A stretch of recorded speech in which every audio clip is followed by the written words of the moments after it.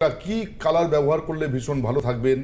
মেষ রাশির ব্যক্তিরা আপনারা চেষ্টা করবেন এই সময়টাতে বিশেষ করে রেড কালার ব্যবহার করতে, এবং আর একটা কালার বলে দিই, সেই কালারটা হচ্ছে আপনারা হালকা বাসন্তী বর্ণ ব্যবহার করবেন। হালকা বাসন্তী বর্ণ এবং রেড কালার, হালকা বাসন্তী বর্ণ এবং রেড কালার আপনাদের জন্য এই টাইমটাকে ভীষণভাবে ভালো দিকে নিয়ে যাবে।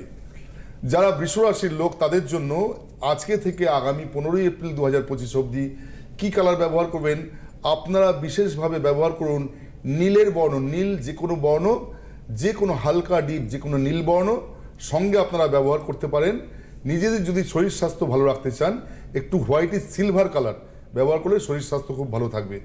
যারা মিথুন রাশির ব্যক্তি তাদের জন্য বলে দিই, তাদের জন্য খুব প্রভাবী কালার হচ্ছে আপনারা মিথুন রাশির ব্যক্তিরা, বিশেষ করে যারা মিথুন রাশিতে রয়েছেন এবং মিথুন লগ্ন, এই দুটোর ক্ষেত্রেই কিন্তু বলছি, তারা আপনারা ইন্ডিগো কালার ব্যবহার করুন, অথবা আপনারা